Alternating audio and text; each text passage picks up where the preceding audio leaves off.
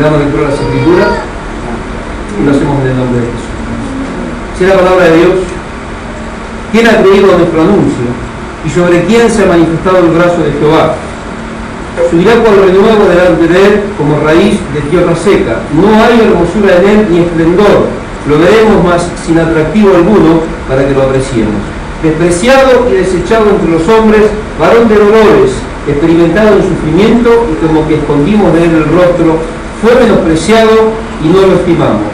Ciertamente llevó él nuestras enfermedades, sufrió nuestros dolores, y nosotros lo tuvimos por azotado, como herido y afligido por Dios. Mas él fue herido por nuestras rebeliones, molido por nuestros pecados. Por darnos la paz cayó sobre él el castigo, y por sus llagas fuimos nosotros curados. Todos nosotros nos descarriamos como ovejas, cada cual se apartó por su camino, mas Jehová cargó en él el pecado de todos nosotros. Presten mucha atención, el pecado de todos nosotros. ¿De quién está hablando? Está hablando del pueblo de Israel. Hasta aquí, a ver la palabra de Dios, podemos tomar asiento. Bendito sea el Señor. Seguimos recalcando porque vimos aquí una persona que estuvieron escuchando, ¿no?, el mensaje del internet.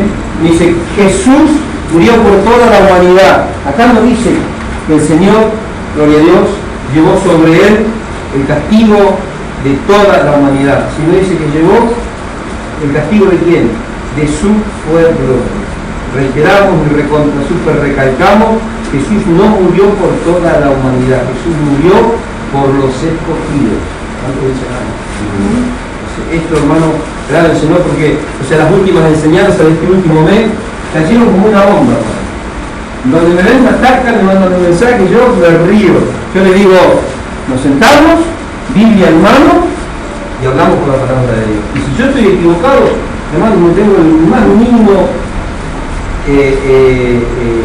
no hay absolutamente nada en mi corazón que me mueva a no arrepentirme y a decir: estuve equivocado. Si lo estuviese, pero no estamos equivocados. Entonces, damos gracias a Dios por esta certeza, por esta seguridad.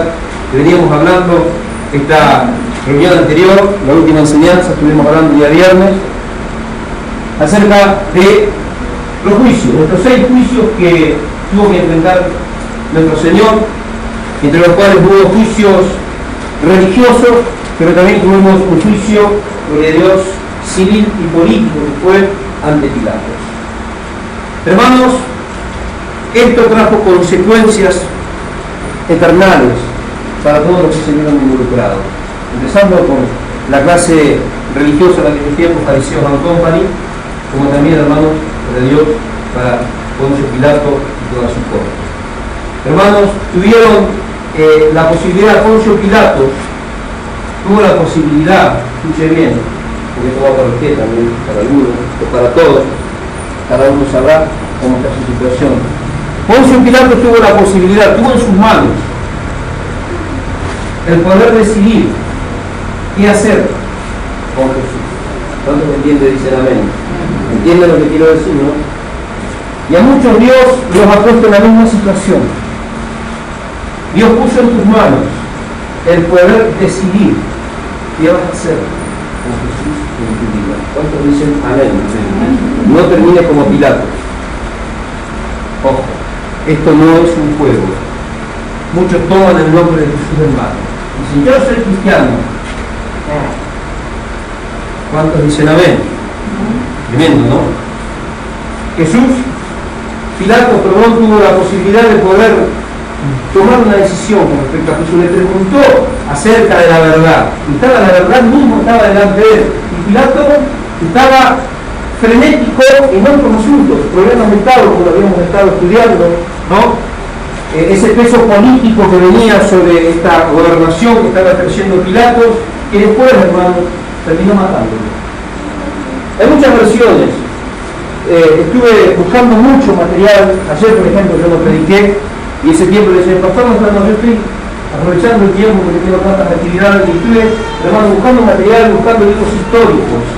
Estuve hablando, gloria a Dios, escudriñando a Josefo, a Silenio y a los historiadores de aquella época, hermano, porque hay una ¿cómo que se dice? una tradición, una historia, una leyenda en la Iglesia Católica, ¿no? Que dicen que Pilato hizo algunas cosas o que le pasó algunas cosas y que hay una tal Verónica, ¿no? La Santa Verónica, no sé qué onda es la Virgen Verónica, no sé qué es una tal Verónica, que fue la que se encontró, que de ahí apareció el manto de Turín, el sudario. Yo no digo que no sea de Jesús porque, pero bueno, a lo largo de la Edad Media hubo incendios, hermanos, en la época de las persecuciones, en la época de la Santa Inquisición, de las sublevaciones, en la época de las cruzadas.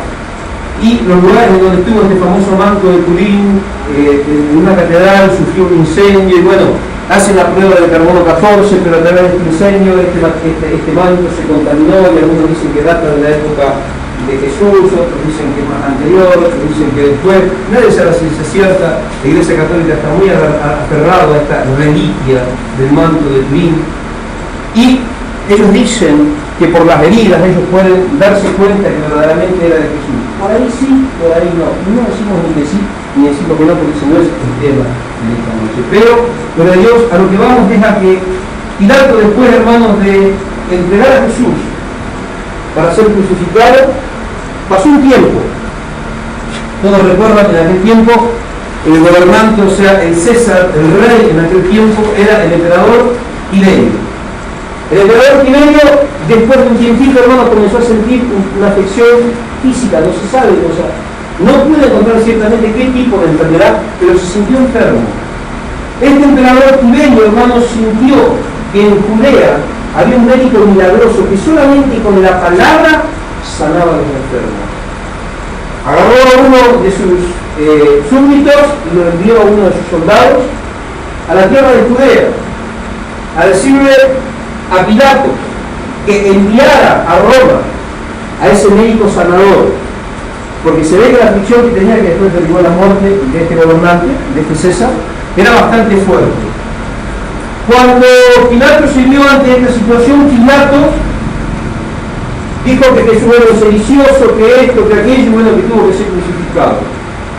Cuando vuelve a Roma, gloria a Dios, con esta noticia, Tiberio, que era medio amigo de Pilato, pero Pilato también había sido seguidor de otro que se había levantado en sedición en contra de este emperador Tiberio y tenía miedo de que, gloria a Dios, lo asociaran con esa rebelión y lo mataran. Llegó a Roma, se entrevistó, gloria a Dios, con Tiberio, y temiendo la muerte, cuenta la tradición, cuenta la leyenda, cuenta la historia, entre comillas porque hay distintas versiones, que se murió, o sea, se mató en su propia celda. Porque era inminente, hermano, que iba a ser ejecutado. Murió por su propia mano, con su propio cuchillo, dice que sí. O sea, fíjese, hermano, cómo terminó Pilato. Fíjese, hermano, cómo terminó el pueblo de Israel. En el año 70, ellos dijeron que la sangre de ese gente sea sobre nosotros, sobre nuestra cabeza y sobre la de nuestros hijos. En el año 70, hermano, Jerusalén fue completamente destruida. El general Tito, el general romano, que después se convirtió en César, uno de los Césares, gloria a Dios, entró triunfante, gloria a Dios, sitió Jerusalén a tal punto, hermano, que terminaron comiéndose entre ellos. Se mataban y se comían entre ellos. Agarraban a las criaturas, las descuartizaban, uno con un pedazo, otro con otro pedazo. Eso pasó dentro, gloria a Dios, de Jerusalén. Ya había sido profetizado por el Señor que estas cosas iban a acontecer. ¿Todo por qué, hermanos? Por no haber recibido la verdad. Dice la palabra de Dios en el libro de los Hebreos que prestemos mucha atención a las cosas que hemos oído, no sea que nos deslicemos, porque si los ángeles, hermanos, recibieron el justo castigo y la retribución por el pecado que habían cometido, ¿cómo escaparemos nosotros si desechamos, si tiramos a la basura, tomamos como nada esta salvación tan grande que el Señor mismo nos ha entregado? Este mes, hermanos, fueron las enseñanzas terribles, fueron, no, 2 meses, un mes y medio, no, las enseñanzas fueron Cada enseñanza fue tremenda, profunda, para que usted pueda tener bien claro, hermano, cómo se gestó todo esto del plan de salvación. Y ahora estamos ya llegando casi a la parte final, porque no muy final, porque todavía faltan algunas cosas, pero ahora vamos a poder entender, hermanos, de lo que costó nuestra salvación. A muchos pensamos que la salvación de Jesucristo era Dios, vino, murió y porque era Dios y se aguantó porque era Dios. No, Él fue hombre. Era un Dios en un cuerpo de hombre. Sufrió y padeció como hombre, porque si no era muerto el mismo de Getsemaní cuando Pedro levantó su espada y dijo, ¿recuerdan? Si yo quisiera, pediría a mi Padre 12 legiones de ángeles que vengan y me liberten. Le dijo a Pilato, mi reino no es de este mundo, porque si mi reino fuera de este mundo, mis seguidores, mis súbditos pelearían y no permitirían que yo esté cautivo en esta situación. Pero él dijo, mi reino no es de este mundo, reconociéndose delante de Pilato. Pilato, cuando lo llamó rey de los judíos, le dijo, ¿lo hice por propia convicción o porque te dijeron lo otro? Pilato, hermanos, quedó confrontado con Jesús, quedó caminando, quedó pensando muchas cosas, pero se quedó con Agripa. Agripa, cuando escuchó la predicación de Pablo, dijo, por poco me convences a que sea cristiano. Y así está muchos cristianos, pero por poquito, por un poquitito así me hago cristiano de verdad. Pero faltó un poquitito nomás para que orara, para que ayunara, para que viva como cristiano, para que piense como cristiano, para que sea un cristiano. Faltó mucho, faltó un poquitito. ¿Sabe qué? Agripa está en un infierno. ¿Cuánto dicen gloria a Dios? Porque no paran. Pero por poquito nomás no se convirtió. Pero no se convirtió. Y todos aquellos que por poquito no se conviertan van a ser compañía de Agripa. Sinceramente. Amén. Qué feo, hermano, ¿no? Entonces, este es el tiempo, hermano, que nosotros tenemos que apreciar verdaderamente lo que Jesús hizo por nosotros en la cruz del Calvario. Acá, hermano, tenemos un relato magnífico. Yo pienso que es más magnífico, más espectacular. Y podríamos decir, no, porque de este Isaías 53 yo pienso, no sé porque nunca leí, vi una fotografía ahí en el Facebook donde está Mel Gibson sentado con el piso de Jesucristo, ¿no? Como que están conversando, tomando algo ahí, hablando de, ¿cómo se llama? Como que están haciendo la película, ¿no? Y Jesucristo sentado ahí, ¿no? Tipo, hablando de lo que hicieron la película. Pero yo calculo que Mel Gibson se tomó de este pasaje, hermano, de este capítulo de Isaías 53, para que Dios significar esta obra maestra, vamos a decir, de los últimos tiempos de la cinematografía. Más allá de que son mundanos, pero mostró en parte, hermanos, una cruda realidad que confrontó, hermanos, y dejó en evidencia. Cuando se generó esta película, los primeros que se levantaron, ¿saben quiénes fueron? Los judíos. Quisieron prohibir, buscaron todas las formas para prohibir esa película. ¿Por qué? Porque estaba dejando en evidencia, hermanos, el error gravísimo que habían cometido. Pero no pudieron. Estaban hablando de una segunda película o algo así, algo del pueblo de Israel, no sé qué pasó, pero se levantaron feos los judíos. Hasta ahora no hay más noticias. Pero hermanos, esta película dejó en evidencia, aparte de las escrituras, porque muchas personas no habían leído las escrituras, pero ver esta película quedó en evidencia, que Jesús vino a los suyos, y los suyos no lo recibieron. Vimos en esa película, hermanos, los que la pudieron ver, yo la vi unas 2 veces, no me parece que la vi, el castigo que recibió Jesús. Pero en esta noche vamos nosotros a entender un poquito más acerca de ese castigo, de ese vía crucis, según dice la Iglesia Católica, ¿no? Acá dice, ¿a quién hemos creído? ¿Quién ha creído en nuestro anuncio y sobre quién se ha manifestado el brazo de Jehová? Subirá cual renuevo delante de él como raíz de tierra seca. No hay hermosura en él ni esplendor, lo veremos más inatractivo alguno para que lo apreciemos. Despreciado y desechado entre los hombres, varón de dolores, experimentado en sufrimiento, y como que escondimos de él el rostro.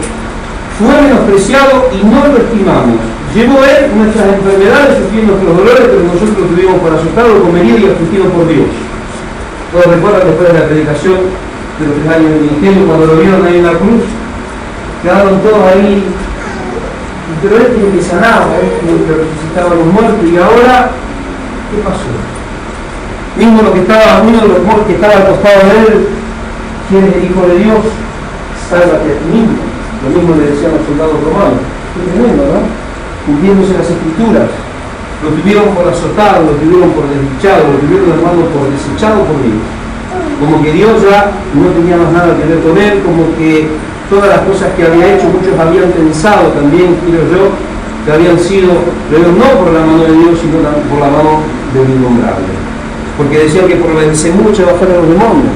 Imagínense un hombre que hablaba tan vehemente del amor de Dios, de la confianza en su Padre, los milagros que lo seguían, y después muere de esa manera. Yo pienso que en ese momento la fe de muchos quedó por tierra, mismo la de los discípulos. Mismo los discípulos quedaron ahí medio, ¿no? Tambaleándose. El Señor ya había advertido de todas estas situaciones, ya había hablado a los discípulos que estas cosas iban a acontecer, pero siempre, y lo decimos siempre, hermano, estas cosas pasaron para que, gloria a Dios, se cumplieran las Escrituras. Ahora,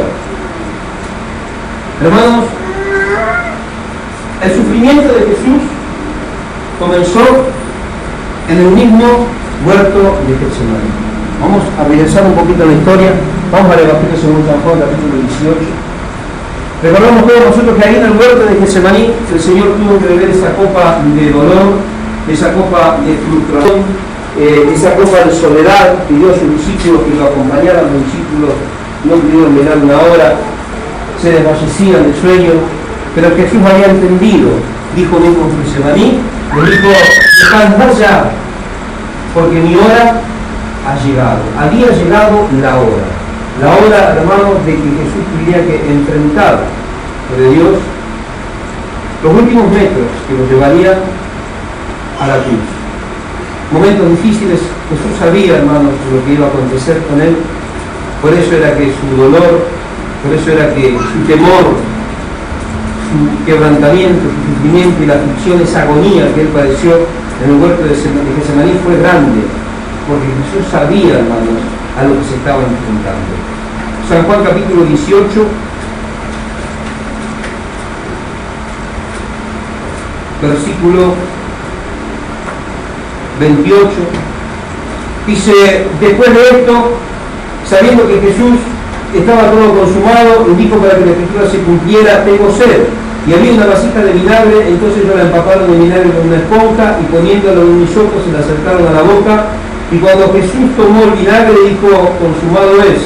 E inclinando la cabeza, entregó el espíritu. Ahora, hermanos, acá vimos ya cuando Jesús entregó su espíritu. El momento culmine, ya no había más nada que hacer, se dio cuenta que su obra estaba completa y dijo: consumado. Pero ese consumado es, hermanos, es el grito de victoria más grande del que nosotros tenemos en memoria, o de lo que hay reseñas en toda la historia de la humanidad. Muchos dicen: Jesús dijo consumado es. Jesús no dijo consumado es. Tiene que ser, hermano, que en el último momento, antes de entregar su espíritu, mojó sus labios con este vinagre, un vinagre mezclado con mirra, que el vinagre mezclado con la mirra era usado como narcótico, era usado como un poderoso sedante. Era como si usted se tomaba una sopa de Valium, una sopa de sotanilo, una sopa de esmirano. A mí me han dicho que saben de eso. Y no, quedaban, ¿no?, totalmente. En primera instancia Jesús no quiso beber de ese vino con mirra, ese vinagre con mirra, pero lo último sí. ¿Por qué? Porque él necesitaba tener su lengua humedecida para poder dar el último grito victorioso del consumado es. Cuando él dijo: Padre, Padre, ¿por qué me has desamparado? Elí, Elí, lama sabactani, dijo: Elí, Elí, lama sabactani. Lo escucharon todos los que estaban ahí. Quiere decir que lo dijo a viva voz, agonizando. Y muchas veces nosotros agonizando no podemos cantar a Dios. No agonizando no podemos cantar a Dios. Nos cuesta, hermano, levantar la voz para cantar a Dios. Pero afuera, para pegarle una puteada al colectivero, hermano, lo adoramos al colectivero, mejor dicho, al diablo, o al camionero. le pegamos cara bendecida, pero cuando tenemos que abrir nuestra boca para el dicho, ¿cuánto dice gloria a Dios? Qué tremendo, ¿no? Ahora, Jesús, hermano, ese consumado fue un grito victorioso, un grito de un guerrero, el grito, hermano, de un conquistador. Consumado es. Dice que en ese mismo momento sobrevino un terremoto. Fíjese, hermano, que grito de victoria, sobrevino un terremoto, hermano, cosas tremendas. Dice que los sepulcros comenzaron a ser descubiertos. ¿Será que fue un consumado es? O como a veces decimos, ¿cuánto dice gloria a Dios? ¡Ay, gloria a Dios! O fue un gloria a Dios como el suyo. Fue un grito victorioso, hermano, porque ya estaba determinando que a partir de ese momento el reinado de la muerte caía por tierra. A partir de ese momento estaba declarando ante toda la creación que Satanás estaba derrotado, que nosotros comenzábamos a ser libres, ¿no?, de aquella condenación que se cernía sobre nosotros. Comenzaba, porque faltaba esperar al tercer día que Él resucite. Esa es otra enseñanza que vamos a traer también, porque si nosotros vamos a la palabra de Dios, no fueron 3 días esperados. Muchos dicen, fueron 3 días. No fueron 3 días. Porque Él lo sepultaron el día viernes, aproximadamente 4 de la tarde. Ya estaba en un sepulcro. Viernes 4 de la tarde, a sábado 4 de la tarde es un día. A domingo a la mañana, ¿cuánto hay? Un día. Pero todos vamos a ver la enseñanza de por qué dice la Escritura 3 días. Y muchos dicen, son 3 días. Hay que ir al original para entender la realidad de este asunto. Pero no nos vamos a salir del tema. Entonces vamos a decir, la agonía de Jesús comenzó mismamente en el huerto de Getsemaní. Acá se terminaba, culminaba ese consumado es, su obra redentora ya prácticamente estaba consumada. Pero esta agonía, esta muerte comenzó en el mismo huerto de Getsemaní, en donde dice la palabra de Dios que Él sudaba, su sudor caía a tierra y era como grandes gotas de sangre. Habíamos explicado, hermanos, que este era un fenómeno que no se da comúnmente, muy rara vez se da. No hay muchas, ¿cómo que se dice? No referencias. No hay muchas, ay Dios, me acabó la palabra. No hay muchos casos evidenciales en los que la medicina puede decir esto es algo que acontece siempre. No, muy rara vez ha acontecido esto. Pero ese sudar gotas de sangre, que yo decía de una manera tan extrema, que eran grandes gotas de sangre que se habían convertido en coágulos de sangre que caían, no era solamente por su frente. Porque esta es un raro síntoma del cuerpo. Cuando, hermanos, el cuerpo de la persona es expuesto a un elevado estrés, ansiedad y sometimiento emocional, se produce, Dios, este fenómeno llamado hematidrosis. Hermanos, la hematidrosis hace que los vasos y las venas, sí, los vasos y las venas se contraigan y se dilaten, se contraigan y se dilaten, se contraigan y se dilaten, de tal forma que los vasos capilares y los vasos sanguíneos comienzan ¿a qué? A romperse. Y comienza a salir la sangre, pero no es solamente, hermano, por la frente, sino por todos, según la medicina, por todos los poros del cuerpo. O sea que Jesús, hermanos, estaba bañado en sangre. Esto es lo que ya comenzó a aparecer en el mismo huerto de Getsemaní.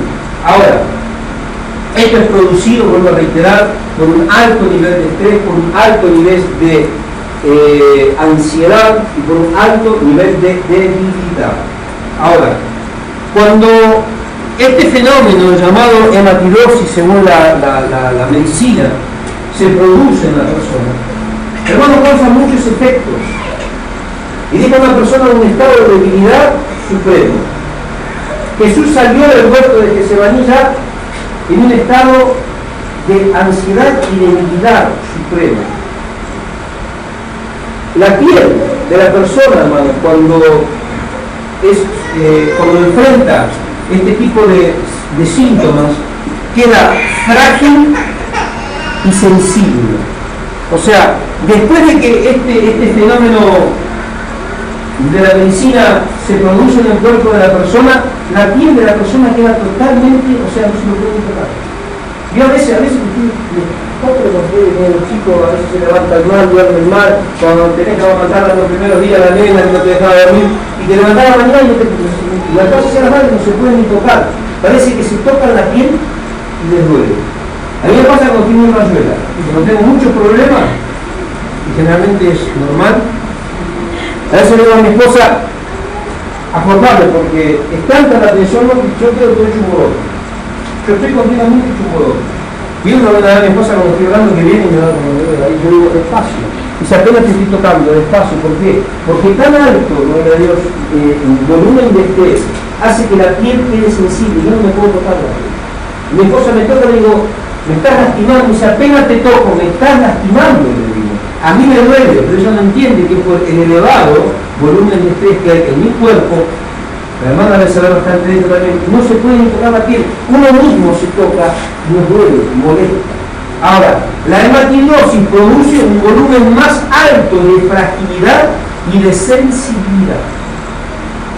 Ahora, Jesús cuando sale de Getsemaní, hermano, ya había comenzado su agonía, y cuando sale de Getsemaní sale debilitado y sale con la piel sensible. Lo prenden y lo llevan primeramente a donde lo habían llevado, al patio de quién? Del sacerdote Anás, el suegro de Caifás. Ahí lo comienzan a interrogar y ahí comienza el castigo de Jesús, cuando uno de los alguaciles le pega una bofetada a Jesús. Y Jesús le dijo, si he dicho mal, dime en qué he dicho mal. Y si no he dicho mal, ¿por qué me pegás? Pero esa bofetada que recibió Jesús, en el original del griego es la palabra rapisma. Y la palabra rapisma no significa bofetada. La palabra rapisma significa golpe de palo. O sea, le metieron un palazo. Vaya a saber que tenía algo en la mano, ¿no? Y dijo, ¿por qué no te está el sacerdote? ¡Pah! Y Jesús le ha dicho, si dije mal, decime que dije mal, y si no, ¿por qué me pegás? O sea, fue un golpe bastante fuerte que recibió Jesús en su rostro, y ahí comenzó el castigo. Ese fue el comienzo del castigo, hermano, al que se vio sometido Jesús durante ya toda esa noche y parte del otro día hasta aproximadamente 2 de la tarde, que fue ya levantado por Dios al madero. Entonces, ahí en el versículo, estábamos en el capítulo 18, vamos al versículo 22 del Evangelio según San Juan, estábamos ahí en el 27.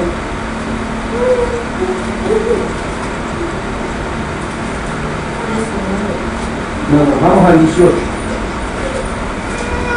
Yo me equivoqué, era 18. 18, 22. Dice la palabra de Dios.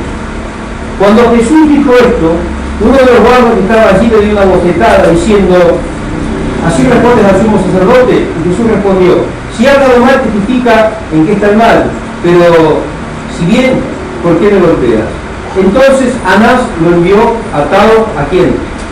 A su yerno, a Caifás, que era el sumo sacerdote que estaba ejerciendo de Dios un ministerio en ese momento. Ahora, hermanos, de ahí comenzaron los de Dios a interrogarlo, comenzaron ya a golpear, comenzaron a escupir, comenzaron, hermanos, a degradar, a intentar degradar lo de Dios a nuestro Salvador. Eso es lo que dice en Marcos capítulo 14, versículo 65. Entonces, cuando ya estaba ahí en la casa de Caifás, dice, algunos comenzaron, gloria a Dios, a escupirlo, a cubrirle el rostro y a darle puñetazos y a decirle profetiza.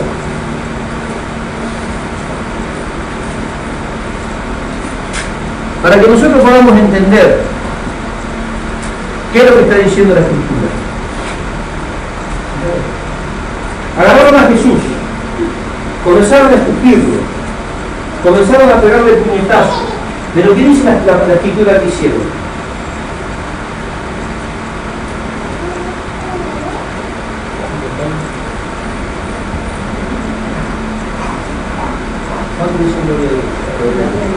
Comenzaron a cubrirle el rostro, hermanos, y comenzaron a proferirle castigos sin igual, ya en el patio mismo de la casa del sacerdote Caifás. Eso es lo que dicen las escrituras. Usted puede entender, hermanos, ya de entrada, hermanos, lo que fue este castigo de Jesús. ¿Por qué, hermano?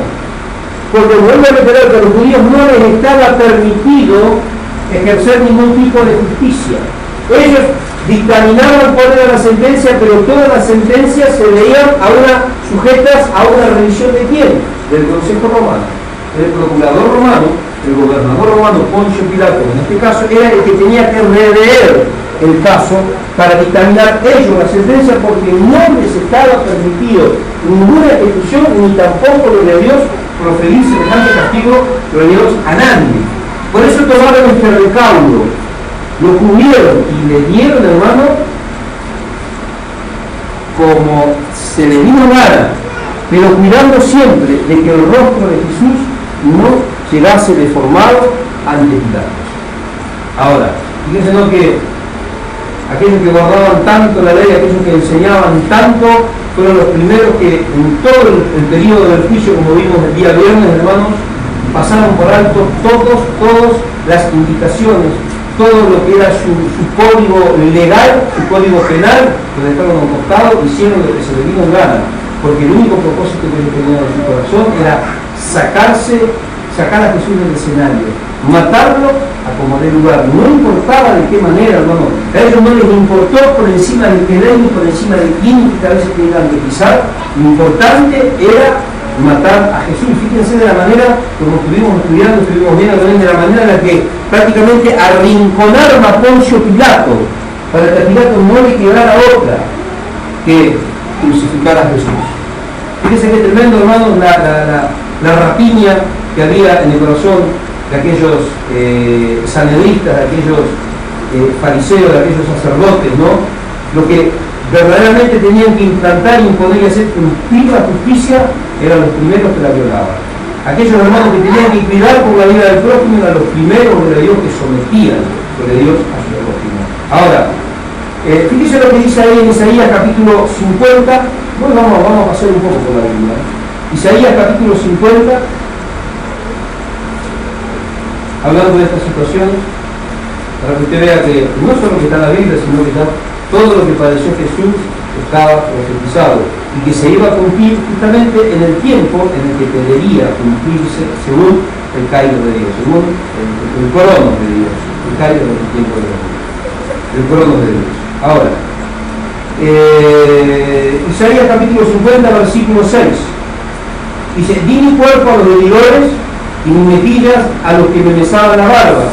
No aparté mi rostro de injurias y, gloria a Dios, de escudo. ¿Por qué? Porque Jehová, el Señor, me ayuda, no me avergoncé, por eso he puesto mi rostro como pedernal, y yo sé que no seré avergonzado. Jesús sabía a lo que iba, sí. Sabía lo que iba a pasar, sabía. Pero yo tengo un varón el otro día que intercambiamos opiniones, ¿no? Porque dice, no, como que Dios sobre la marcha se daba cuenta que las cosas, mirá lo que está pasando, ¿no? Dios ya sabía, hermano, todo lo que iba a acontecer, porque Él mismo lo estableció así. Y Jesús venía justamente a cumplir la voluntad que su Padre ya había establecido desde el comienzo mismo de los tiempos. Ahora, acá vemos, hermano, que esto que estaba padeciendo Jesús tenía que padecerlo. Por eso que Él sufrió tanto, su agonía comenzó en Getsemaní. Él sabía lo que iba a enfrentar, Él sabía que lo iban a pegar, Él sabía que lo iban a lacerar, Él sabía, hermano, que iba a terminar muerto y crucificado. Y de la peor manera, porque la crucifixión de Jesús, hermano, fue una de las más horripilentes, de las más, ¿cómo se le dice? Brutales. No a todos los prisioneros, cuando los crucificaban, los clavaban de la forma en la que fue clavado Jesús. eran azotados, no hermanos con la fiereza que fue azotado Jesús, eran colgados, eran crucificados, morían, algunos tardaban un tiempo en morir. Jesús fue clavado. Fíjese, hermano, la hazaña de Dios, la determinación de hacer sufrir, pero ya estaba dentro de Dios del plan de salvación, había sido establecido por Dios de esta manera. Un poquito más adelante ahí, capítulo 52, versículo 14 del profeta Isaías. ¿Cómo se asombraron de ti muchos? ¿Cómo se asombraron de ti muchos? Pues de tal manera estaba desfigurada su apariencia que su aspecto no parecía el de un ser humano. ¿Qué dice la Escritura, hermanos? De tal forma estaba desfigurada su apariencia que su aspecto no parecía el del ser humano. Esto más o menos para que usted vaya, todo lo que vamos transmitiéndole, usted le está haciendo el chip y vaya haciéndose una película, ¿no? Haga de cuenta que está viendo esa película. Imagínense algo que dice la Escritura, que su aspecto iba a ser totalmente desfigurado, que su apariencia no iba a ser semejante a la de un ser humano. O sea, fíjese, hermano, ¿por qué pasó lo que pasó en ese hermano? Porque Jesús sabía que su hora había llegado. Y esta era la hora de que se cumplieran todas estas cosas que estaban escritas de él. Ahora, después de que acontece esto, vamos a ir al 27 de San Mateo, volvemos a Mateo 27, 26. Después que acontecen estas cosas, hermanos, la piel, vuelvo a reiterar, de esta hematidrosis, la piel se vuelve frágil y tierna. Imagínense con esa fragilidad comenzar a recibir semejante castigo. Es como que el castigo se magnifica, como que los dolores se multiplican más aún de lo que verdaderamente son. Mateo 27, 26 dice la palabra de Dios. Ya estuvimos leyendo este pasaje el otro día. Dice: entonces le soltó a Barrabás, habiendo azotado a Jesús, le entregó para ser crucificado. Habíamos visto, hermano, que Poncio Pilato buscó la forma de, en todo momento, no ejecutar la sentencia sobre Jesús, porque él no encontraba, hermano, argumentos, ni para el castigo, mucho menos para la muerte. Pero siendo presionado de la manera que fue presionado como judíos, por la misma corte del Sanedrín, tuvo que tomar la decisión de crucificarlo. Antes de crucificarlo, todos los reos de muerte, antes de ir a la cruz, previamente pasaban a la flagelación. ¿Qué es la flagelación? Era ser azotado. Recordamos que ahí ellos tenían un límite para azotar a las personas, a los judíos por lo menos, que era 40 menos 1, ¿para qué? Para no envilecer a la persona. ¿Cuándo terminaba la flagelación? Cuando la persona, cuando se cumplían los 39 azotes, o cuando la persona se desmayaba y se veía imposibilitado de recibir lo que le faltara para llegar a los 39. Si con 5 azotes la persona se desmayó, lo dejaba. Después lo llevaban a la cruz. Cuando se recomponía, lo llevaban a la cruz. ¿Por qué? Porque no estaba imposibilitado de seguir recibiendo azotes. Si lo seguían azotando, corrían el riesgo de ¿qué? De matarlo. Y el propósito no era matarlo en la flagelación, matarlo azotándolo, sino era que muriera en la cruz. A veces, a los verdugos se les iba la mano y algunos morían ahí mismo, en el pretorio. Ahora, ¿en qué consistía esta flagelación? La flagelación, o azotar al reo antes de ir a la cruz, era una normativa de las condenas romanas. Reiteramos, hermanos, que los romanos, gloria a Dios, eran expertos en la tortura. Esto de la flagelación no viene de los romanos. Esto de la flagelación viene de un total unido, Alejandro Magno. ¿De dónde mamó esto Alejandro Magno? De cuando conquistó parte de China, cuando conquistó, gloria a Dios, Asia. De esas culturas, esto es un castigo, una tortura china, de ahí trajo esta tortura y la perfeccionó. Fueron pasando los persas, fueron pasando los griegos, la fueron perfeccionando. Cuando cayó este manejo, este modo operandi de la mano de los romanos, la perfeccionaron más aún. Primero, vamos a hacer referencia para que usted pueda entender. ¿Quién era el soldado? ¿Qué era un soldado romano? Era un bárbaro, era uno más del pueblo que salía a pelear. ¿Quién era un soldado romano? Un soldado romano, hermanos, cualquiera que formaba parte de las centurias romanas era un mercenario. No cualquiera, porque primero y principal, el ejército romano era pago. Al ejército romano se le pagaba. Ellos no iban a la guerra, hermano, por deporte. A ellos le pagaban. Y a diferencia, cuando ellos tomaban cautivo un pueblo, sometían a un pueblo, parte de esos hombres y parte de ese ejército para preservar la vida, tenían que servir a las órdenes del ejército romano. Pero el ejército romano eran hombres preparados, eran gladiadores, los entrenaban en el arte de la guerra. No era que le ponían el caso, no. Había un tiempo de preparación, hermanos, y si cumplía los requisitos, entraba, y si no, se lo comían los gladiadores. Pero no, un soldado romano no era cualquier soldado. Era un hombre preparado y experimentado en el arte de la muerte, de la guerra y especialmente de la tortura, porque en eso se especializaban los romanos. Ahora, los que azotaron a Jesús, ¿quiénes eran? Soldados romanos. ¿Con qué flagelaban a Jesús? Con un azote corto. Este azote corto se llamaba flagrum. Flagrum o flagellum en el latín, el idioma que hablaban los romanos. Flagus o flagellum. ¿En qué consistía este flagellum, este azote corto?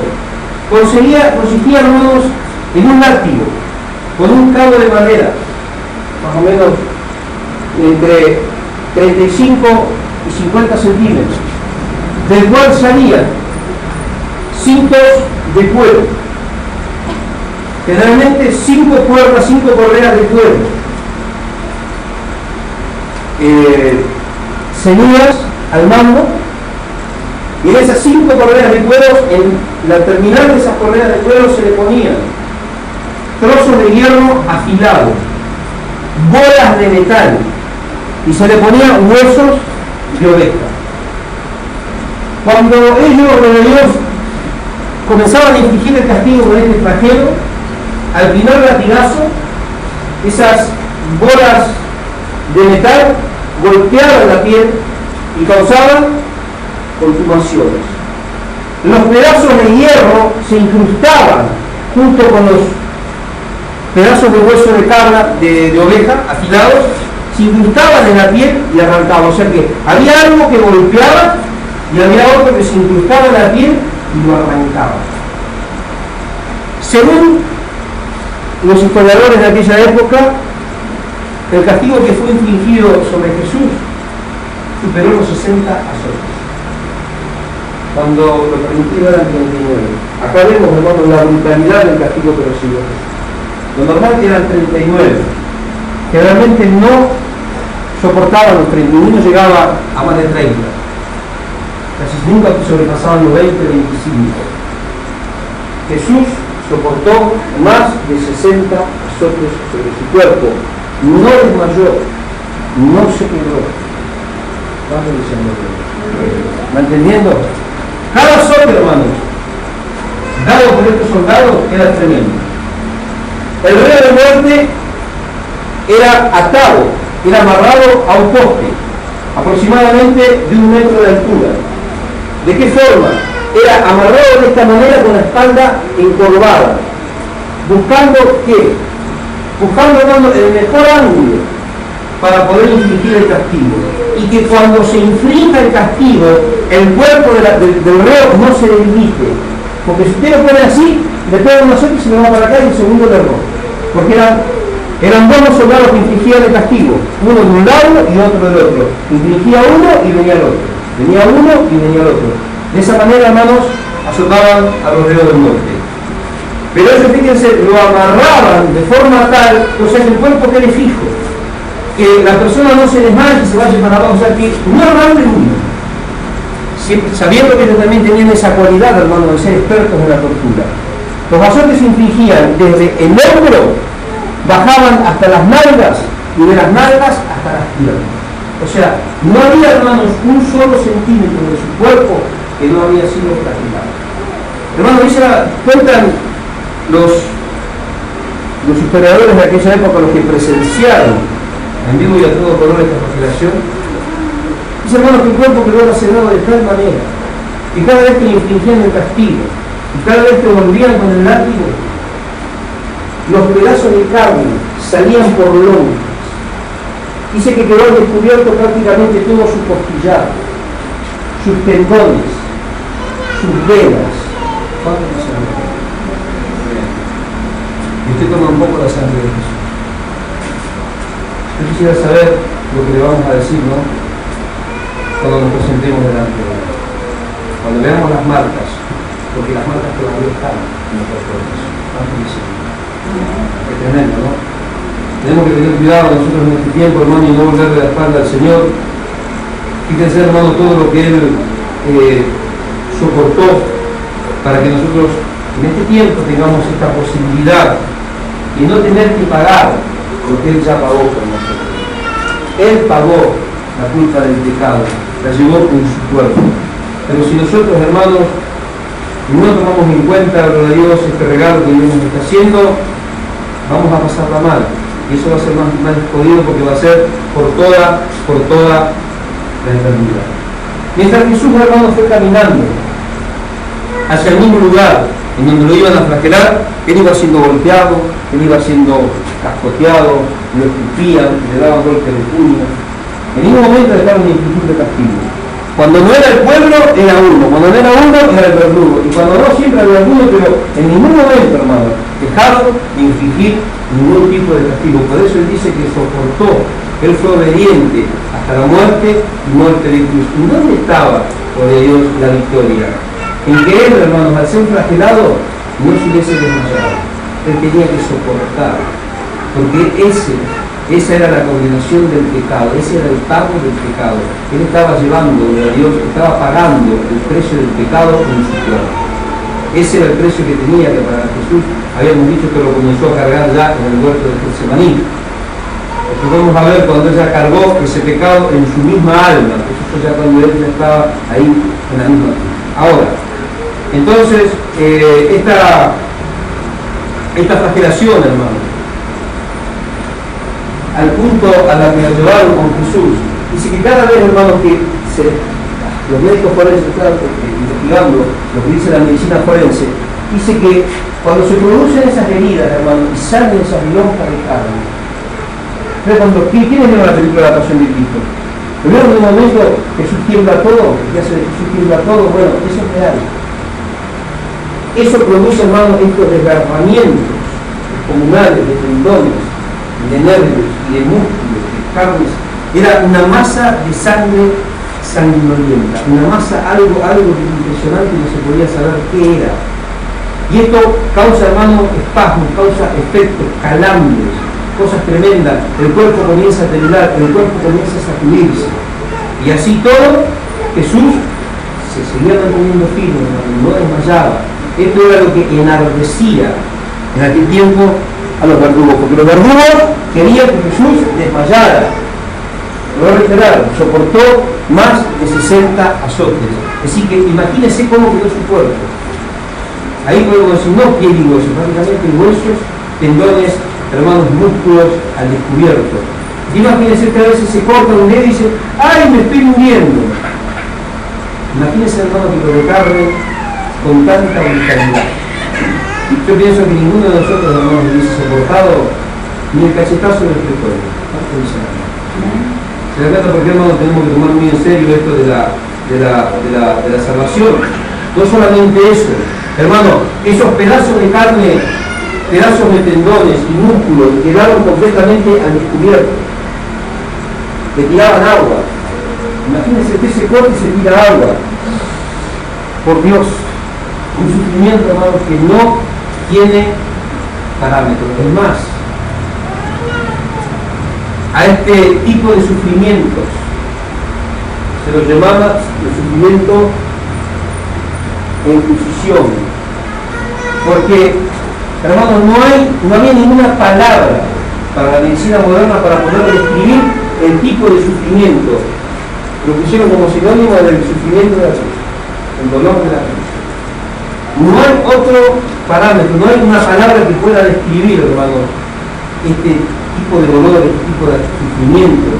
Imagínense, hermanos, ser golpeado con tanta brutalidad, sin parar, uno tras otro.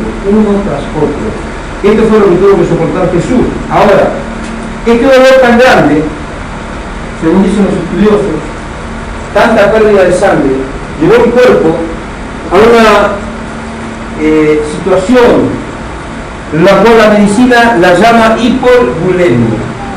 ¿Qué significa esto de hipovolemia? Hipo significa bajo, vol significa volumen y etnia significa sangre. ¿Qué es la hipovolemia? La hipovolemia es, el bajo volumen de sangre. Jesús, hermano, lo de Dios, en el momento que salió de Getsemaní, no tomó un bocado, no tomó agua. Estuvo en ayuno hasta el día de su crucifixión. No probó un solo trago de agua hasta el momento en el que hizo consumado esto, mojó sus labios con esponja con vinagre. O sea, soportó. Y a veces usted se puede ayunar y a la hora dice, ¡ay, no puedo más! ¡Ay, tomamos un poquito porque no puedo! Qué bárbaro, ¿no? ¿Se da cuenta? Porque a veces le digo, hermano, yo no he nada al ayuno jubilado? Porque sabe que eso, hermano, es simplemente una burla comparado con lo que dice Jesús. ¿Cuánto dice? Qué tremendo, ¿no? Ahora, esta hipovolemia quiere decir que la persona sufre los efectos y las consecuencias de una pérdida excesiva de sangre. Ahora, esta pérdida excesiva de sangre produce 4 efectos, tiene 4 características a las cuales se ve sometido el cuerpo humano. La primera, el corazón se acelera de una forma totalmente anómala, desequilibrada. ¿Por qué? Porque el corazón se acelera intentando bombear. Porque al haber tanta pérdida de sangre, ¿cuál es el trabajo del corazón? Bombear sangre para los miembros. Al haber tanta pérdida de sangre, el corazón se acelera, tratando de bombear algo que no es importante.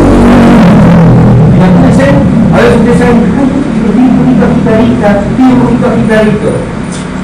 Esto es lo que comenzó a padecer Jesús. Más de todo el desastre que ya como estaba su cuerpo, hermano, su corazón se comenzó a acelerar, intentando bombear un volumen de sangre que ya no estaba en su cuerpo. El segundo síntoma que produce, baja la presión sanguínea. Y bajar la presión, esta disminución de la presión sanguínea produce colapsos, desmayos y espasmos. O sea, para que usted tenga en cuenta, ¿no? Empezó vio como cuando agarra medio las convulsiones. Eso es lo que comenzó a producir. A todo esto se le suma otro síntoma. Los riñones dejan de trabajar y dejan de producir orina. ¿Para qué, hermanos? Para tratar de mantener las reservas de fluidos en el cuerpo. Y el cuarto síntoma, la persona, hermanos, se comienza a sentir sedienta y desesperada porque necesita líquidos. ¿Por qué? Porque su organismo necesita incorporar líquidos. ¿Para qué, hermano? Para compensar nuevamente los líquidos que se perdieron, la sangre y el plasma. Jesús no le daba agua. O sea, hay muchos que hacen, Jesús fue, se piensa que Jesús hizo con el palito ahí, ¿no? Iba contento, le pegaron un cachetazo. No, hermano. Esto fue muy impresionante. Por eso la película de la Pasión de Cristo es una película que golpea, ¿no? Que choca. Pero sinceramente no llega ni al 0,0000 -10% de lo que padeció Jesús. Es tremendo. Ahora, nosotros en este tiempo, hermanos, no tomamos muy en serio, ya no se predica de la cruz. Hoy tenemos un cristianismo sin cruz. Hoy tenemos un cristianismo sin arrepentimiento y un cristianismo sin santidad, el cristianismo del diablo. Y lo vemos casi en toda la iglesia. Y yo no digo que lo que a la iglesia porque veo cómo los hermanos viven, veo cómo los hermanos hablan, veo cómo son los cristianos, y no son cristianos, son todos unos hijos del diablo. ¿Y saben por qué, hermanos? Porque no predican el evangelio de la cruz. No se habla, como hablaba el otro día, no hay predicaciones acerca de Getsemaní. Yo no escucho, hermano, no escucho predicadores que te hablan del Getsemaní, del sufrimiento. Yo no escucho predicadores que te hablan de esto. Te hablan del Vía Crucis y de la Semana Santa, y Jesús padeció, cuántos dicen gloria a Dios, y esto y lo otro, y oramos y cantamos un himno y ya está. No, hermano. Así se tienen que predicar estos pasajes, para que podamos entender la crueldad de lo que tuvo que afrontar nuestro Señor, para que nosotros, hermanos, sigamos viviendo como el mismo diablo. Es una falta de respeto, sinceramente, y una falta de amor a Dios. ¿Cuánto dice amor? Qué tremendo, ¿no? Ahora, como les estaba diciendo, la muerte de Jesús fue por crucifixión, pero la de Jesús fue mucho más allá porque a la mayoría los ataban. A Jesús lo clavaron. Cada clavo, hermanos, tenía entre 15 y 30 centímetros. Tenemos unos clavos así de largo, puñados de punta, con filo, y se ponían acá en las manos. La religión oficial dice que nos muestran a Jesús, ¿no? Hay algunas imágenes de Cristo Redentor, de Cristo esto, de Cristo, y lo tienen a Jesús para ellos los bautistas. Jesús no lo clavaron en las manos. Porque si hubiesen clavado las manos al momento de cargarlo, y no tocarlo, se cae, porque el peso del cuerpo lo iba a descargar.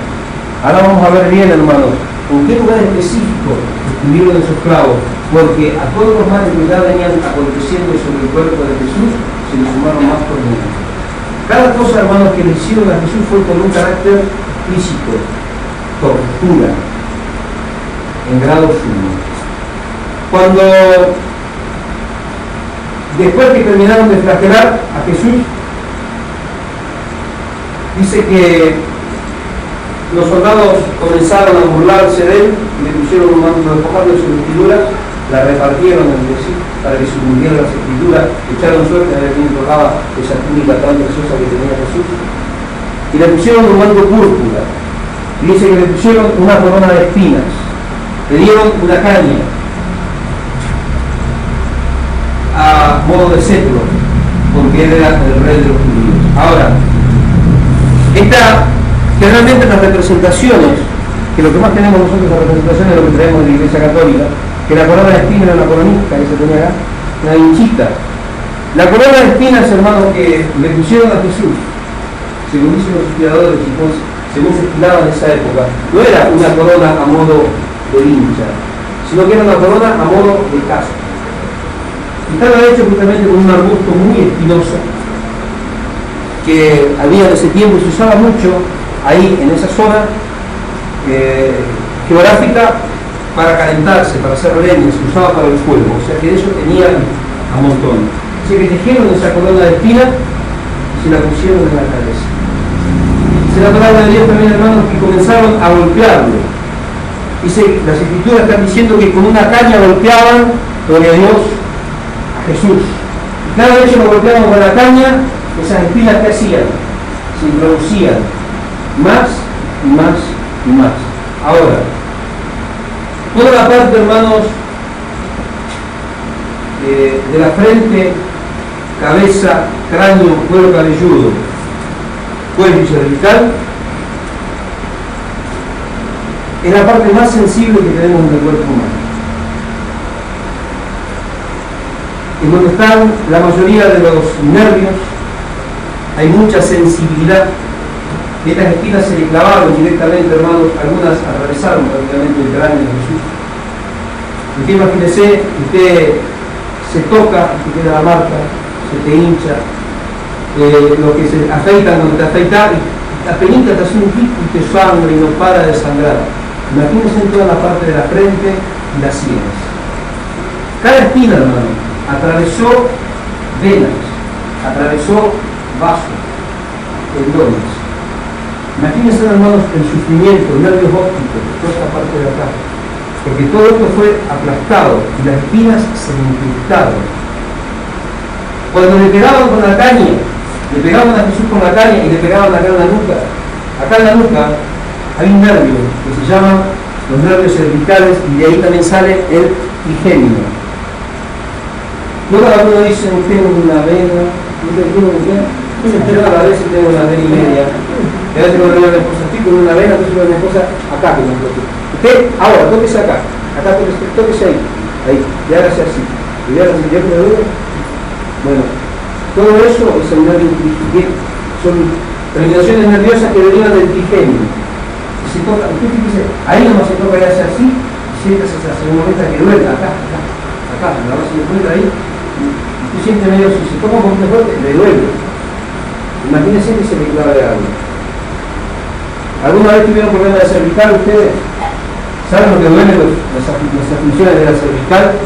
Imagínense, hermano, las espinas clavadas ahí en los nervios cervicales.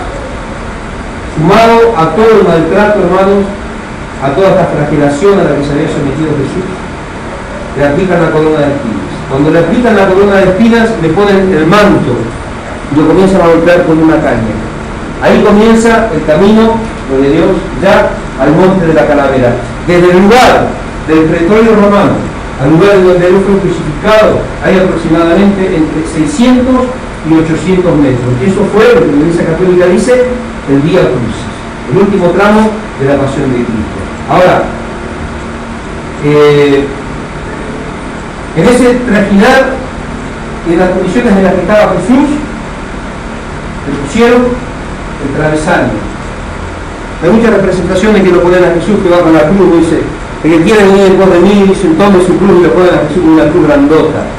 No, Jesús no llevó ninguna cruz, porque no era lo que se estilaba en esos tiempos, sino lo que Jesús cargó sobre él fue el travesaño, que pesaba aproximadamente, hermanos, entre 35 y 50 kilos. El travesaño nada más. En la condición en la que estaba él, le pusieron 50 kilos sobre sus hombros y sobre él ataron sus manos. Comenzó a transitar lo de Dios rumbo a la cruz. Y fíjense las condiciones en las que estaba Jesús. En determinado momento, hermano, lo apedreaban, lo golpeaban. Varias veces Jesús cayó. Y cada vez que Jesús caía, ¿cómo caía? Caía de frente. ¿Y qué caía sobre él? Los 50 kilos del travesaño. Esas espinas que estaban en su cervical, esas espinas que estaban atravesando el trigémino, esas espinas, hermanos, que estaban, lo de Dios, ahí consumiendo todas sus terminaciones nerviosas, ¿qué hacían? Se hundían más. La cara de Jesús quedaba aplastada contra el asfalto a modo de adoquines, porque los romanos en ese sentido, hermanos, eran lo más de la época. Todas las calles, gloria a Dios, de los romanos eran adoquinadas, no quiero pensar que ahí en la zona de Jerusalén no fue lo mismo. Los lugares donde los cristianos transitaban, hacían avenidas, hacían carreteras, hacían adoquinados. Imagínense, hermanos, en este trayecto Jesús cayendo, golpeando su cara contra el piso, las espinas metiéndose cada vez más en las terminaciones nerviosas, lacerándose las rodillas, los pies, golpeado, se levantaba y seguía hasta tal momento, hermanos, que los soldados que conducían a Jesús, pregunten usted diciendo a modo de lo que yo leí en la Biblia, pero que usted también lo pueda leer, porque a veces veo que aprendemos de oído, pero sería bueno que usted pueda leerlo y compenetrarse, ¿no?, en el relato. Dice que los soldados romanos que estaban acompañando a Jesús, que estaban custodiando a Jesús, no lo dice ahí, pero por lo que yo veo, tuvieron miedo de que Jesús muriera antes de llegar al Gólgota. Y vieron pasar un hombre llamado José de Arimatea y le pidieron que lo ayudara. Qué tremendo, ¿no?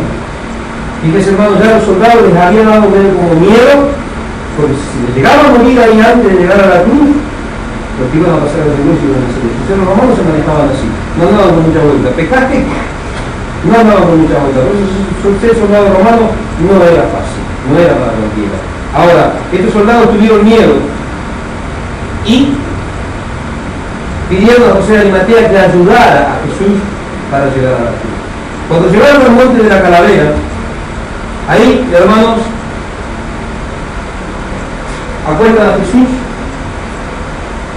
lo clavan sobre el madero, lo clavan primeramente sobre ese travesaño que él iba llevando, Muchas películas muestran la cruz en el piso. No, no. El poste ya estaba en su lugar.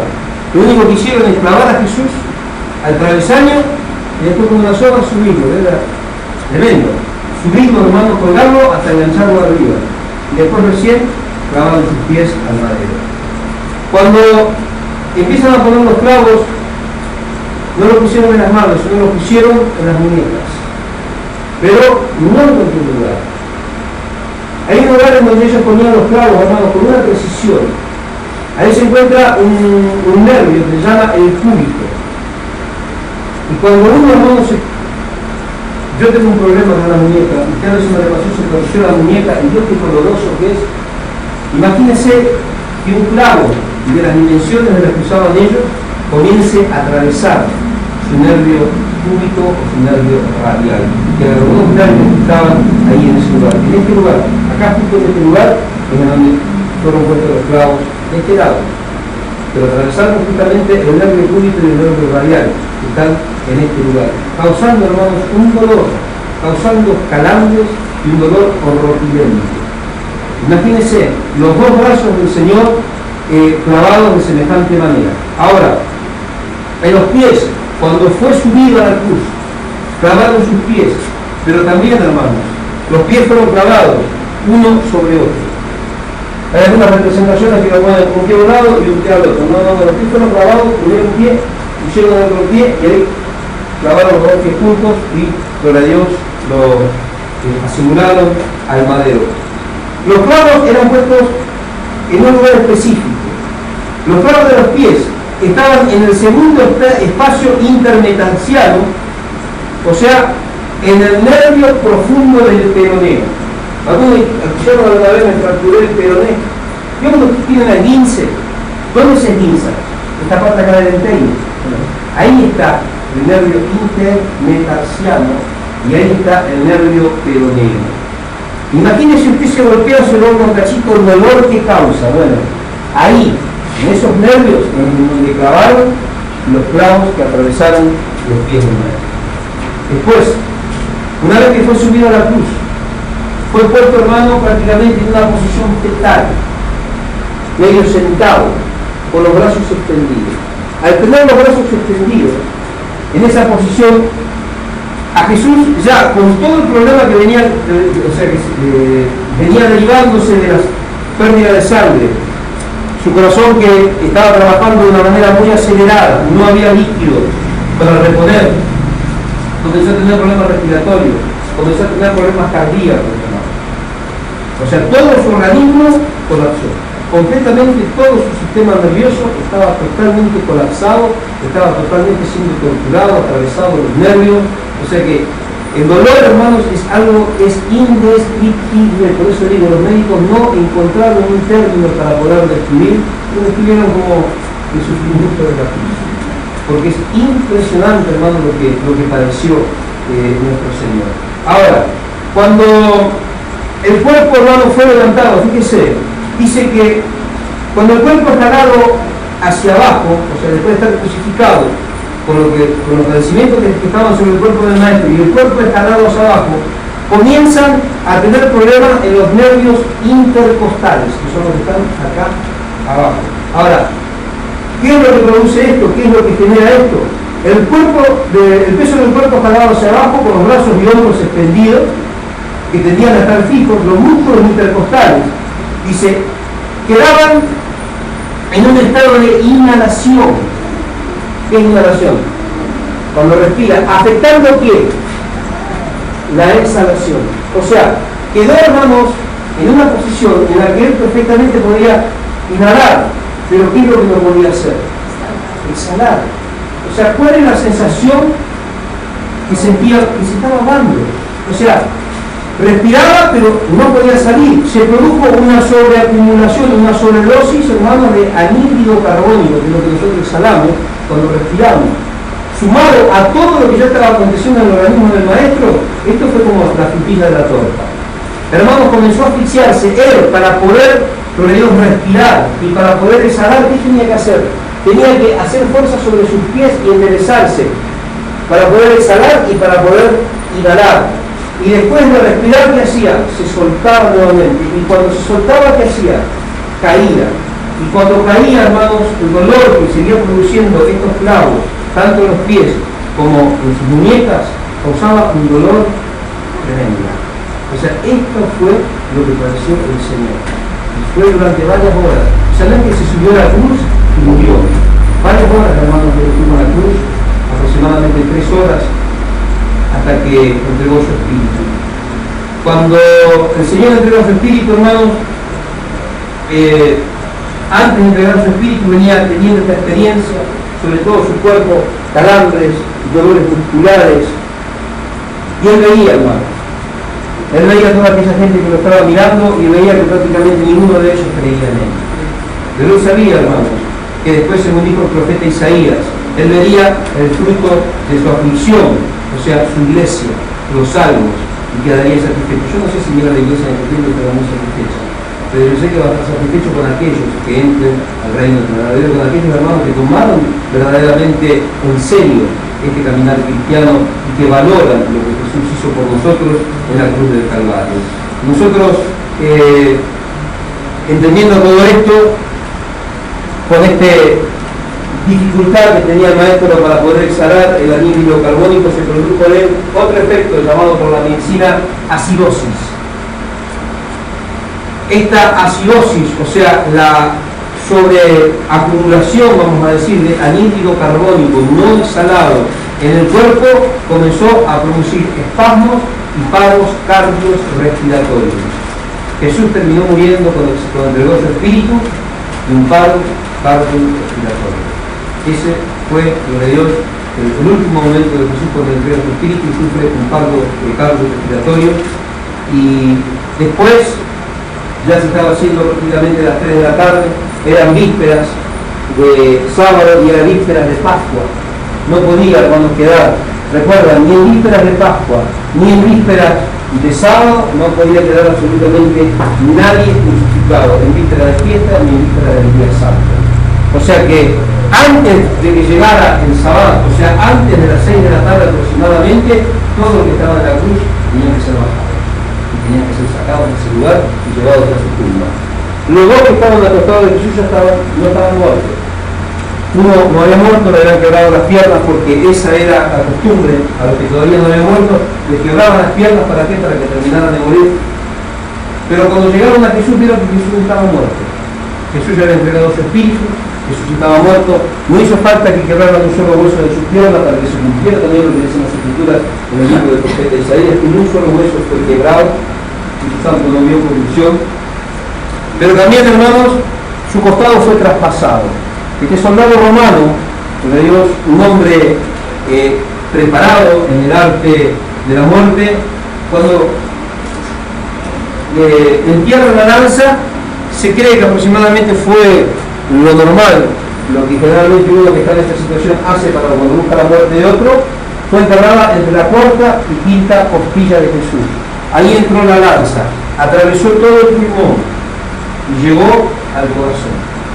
Después de todo este padecimiento que Jesús, hermano, tuvo en todo este día crucis, desde el pretorio hasta la misma cruz, hasta el momento de entregar su espíritu, hasta el momento de consumar nuestra salvación, produjo tal desequilibrio en su organismo. Su corazón estaba totalmente sobreexigido, vuelvo a reiterar, tratando de volver insistentemente un líquido, un fluido que ya no estaba en su cuerpo. Comenzó a inflamarse lo que se llama el pleura. ¿Puedo hablar de pleura alguna vez? Cuando la lanza atraviesa a Jesús, dice que salió ¿qué? ¿Agua con qué? Con sangre. Ese agua es el agua que se forma en el pleura por los continuos espasmos. Y la sangre fue del corazón y de los pulmones de Jesús. Jesús ya estaba muerto.